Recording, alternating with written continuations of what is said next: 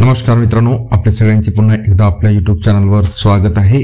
मित्रांनो, शिक्षकांसाठी एक मोठी अपडेट या व्हिडिओच्या माध्यमातून आलेली आहे। 680 शिक्षकांवर अटकेची टांगती तलवार अशी मोठी धक्कादायक बातमी शिक्षकांकरता येत आहे।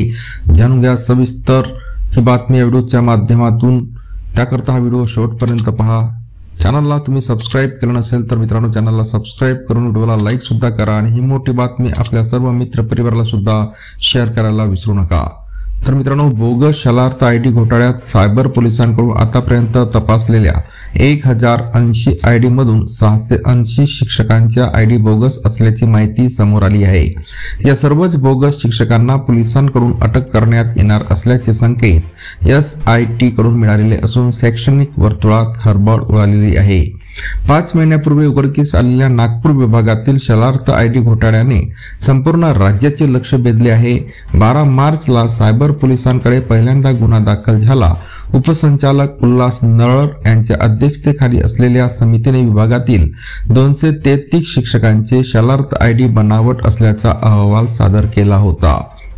त्या आधारे सायबर पोलिसांकडे तक्रार देण्यात आली होती। त्यानंतर गुन्हा दाखल करून सायबर पोलिसांनी तपास सुरू केला होता।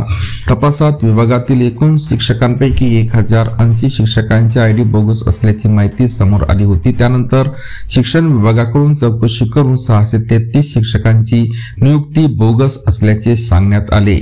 गेल्या 5 महिन्यात वरिष्ठ अधिकारी, शिक्षण अधिकारी, कर्मचारी, मुख्याध्यापक शिक्षकांना अटक करण्यात आली। मात्र अद्यापही शिक्षकांवरील संकट संपलेले नसून आर्थिक व्यवहार करीत बनावट कागदपत्रांच्या सहाय्याने शिक्षक म्हणून नियुक्त दर्शवित अधिकाऱ्यांच्या मदतीने 680 शिक्षकांनी शलार्थ आयडी मिळवल्याचे सायबर पोलिसांच्या तपासात समोर आले आहे।